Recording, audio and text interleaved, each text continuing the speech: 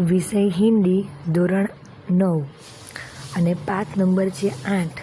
હવે પાઠનું નામ છે ગુલમર્ગ કી ખિડકી સે એક રાત। તો અહીંયા ગાડી જે ગુલમર્ગ છે એ ગુલમર્ગ શું છે એની વાત કરવાની છે આપણે। તો એ ગુલમર્ગ એ કાશ્મીરનું એક સુંદર પ્રાકૃતિક સ્થાન છે। જે કાશ્મીર છે એ કાશ્મીરમાં એક સુંદર પ્રાકૃતિક સ્થાન છે। એ સ્થાનનું નામ છે ગુલમર્ગ। તો અહીંયા આગળ જે લેખક છે મોહન રાકેશ, તે મોહન રાકેશ એ કહે છે કે ગુલમર્ગ કી ખિડકી સે એક રાત। તો ગુલમર્ગ નામનું જે સ્થળ છે એ પ્રાકૃતિક સ્થાન છે અને ત્યાંની બારીમાંથી એક રાત, એટલે એ બારીમાંથી એ રાતની નિહારી છે, જોઈ છે। એના વિશેનું એમણે આપણી સમક્ષ સુંદર રજૂઆત કરી છે। तो અહીંયા गाड़ी गुलमर्ग कश्मीर का एक सुंदर प्राकृतिक स्थान है। प्रस्तुत लेख में बड़ी आत्मीयता से लेखक ने वहाँ की प्राकृतिक शोभा और वहाँ के अपने अनुभव के बारे में बताया है। जे गुलमर्ग है एनी प्राकृतिक शोभा અને ત્યાંનું જે કંઈક વાતાવરણ છે અને ત્યાં લેખકના જે અનુભવો છે એ વિશે આપણને આ પાઠમાં મોહન રાકેશ દ્વારા સમજાવવામાં આવ્યું છે। હવે આપણે જોઈએ લેખક પરિચય। તો એમાં છે મોહન राकेश। એમનો જન્મ सन 1925 ईस्वी सन में हुआ था और उसका निधन सन 1972 में हुआ था। मोहन राकेश का जन्म जालंधर यानी कि पंजाब में हुआ था। इनके पिता व्यवसाय से वकील थे, परंतु उनकी साहित्य में बहुत रुचि थी। रुचि यानी कि रस था। अंततः राकेश को बचपन से ही घर में पर्याप्त साहित्यिक वातावरण प्राप्त हुआ। जे मोहन राकेश से एमना पिता व्यवसाय वकील था, परंतु उनकी साहित्य में बहुत रुचि थी। उनकी यानी कि पिता, एना जे पिता था एने साहित्य प्रत्ये खूब ज रस हतो। अतः एटले के राकेश को बचपन से ही घर में, अब एना घर में पिताने साहित्यनो शौक हतो एटले एने बचपनथी ज घर में पर्याप्त साहित्यिक वातावरण प्राप्त हुआ। घर में पहलेथी ज एमने साहित्यनु वातावरण मळेलुं। इन्होंने हिंदी तथा संस्कृत में एमए तक शिक्षा प्राप्त की। शिक्षा एटले के शिक्षण प्राप्त कर्युं। एणे हिंदी में और संस्कृत में एमए एटले के मास्टर ऑफ आर्ट्स कॉलेजना जे 3 वर्ष आवे ते ग्रेज्युएशन અને એ પછીના પાછા 2 વર્ષ કર્યું એટલે કે એમએ। તેમાંનો મુખ્ય સબ્જેક્ટ હતો હિન્દી અને ત્યાર પછીનો ગૌણ સબ્જેક્ટ હતો સંસ્કૃત। એ બંને વિષય પર એમણે एमए शिक्षा प्राप्त की।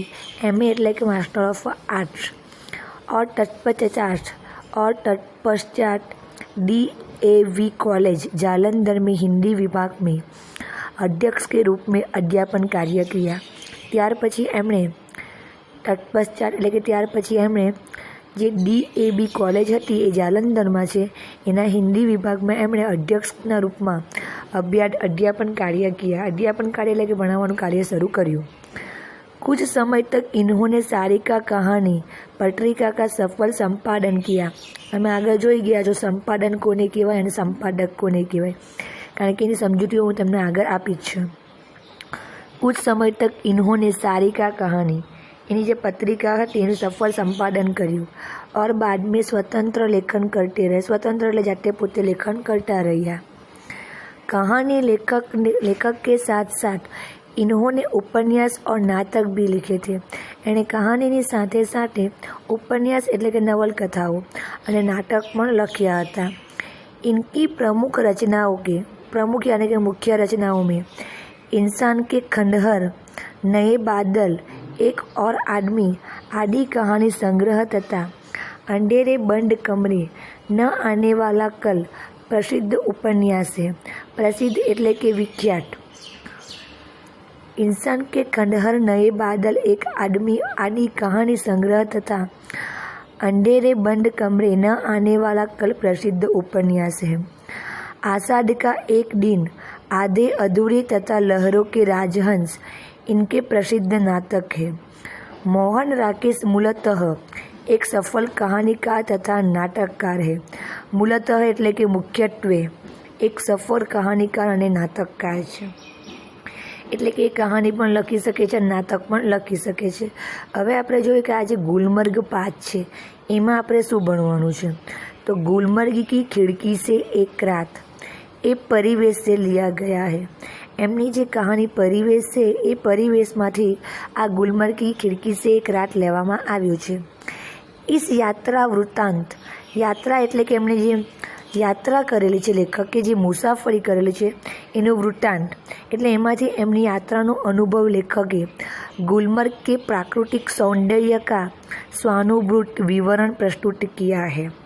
એટલે કે એમણે સ્વાનુભૂત એટલે કે પોતાનો અનુભવ, વિવરણ એટલે કે એ અનુભવને એમણે વિવરણાત્મક એટલે કે વિસ્તારથી આપણી સમક્ષ રજૂ કરેલું છે. गुलमर्ग का सारा वातावरण इनको अपने में समा सा लगता है. જે ગુલમર્ગનું વાતાવરણ છે એ વાતાવરણ એમને પોતાનામાં સમાયેલું હોય એવું લાગે છે. गुलमर्ग की एक रात का अकल्पनीय सौंदर्य इनसे भूला ही नहीं जाता. જે ગુલમર્ગ છે એની એક રાત, એનું જે અકલ્પનીય એટલે કે ક્યારે પણ ન ભૂલી શકાય એવું સૌંદર્ય એ ક્યારે પણ ભૂલી શક્યા નથી. એટલે આપણે આ પાઠમાં જે ગુલમર્ગ છે એ ગુલમર્ગનું પ્રાકૃતિક સૌંદર્ય એના વિશેની ચર્ચા કરવાની છે. એટલે કે લેખકે એનો અનુભવ કર્યો છે તો લેખક એ અનુભવ આપણી સમક્ષ વર્ણવિત કરે છે. તો જ્યારે પહેલી મુલાકાત લેખકની થઈ હતી ગુલમર્ગમાં, તો પહેલી બાર गुलमर्ग जाने पर लेखक को वहाँ कुछ भी आकर्षक नहीं लगा था. જ્યારે પહેલી વખત એ ગુલમર્ગ ગયા ત્યારે લેખકને ત્યાં આગળ કંઈ પણ આકર્ષક ન લાગ્યું હતું, એટલે કે ન ગમ્યું હતું. બસ વहाँ था એક ખુલ્લા સપાટ મેદાન और देवदार वृक्षों के घने झुरमुट. ત્યાં આગળ એક ખુલ્લું સપાટ મેદાન હતું અને બધા જે દેવદારો હતા, બધા વૃક્ષોનું ઝુંડ હતું, એ વૃક્ષોના ઝુંડનો સમૂહ હતો. ત્યાર પછીથી એક મહિનો ત્યાં રોકાયા.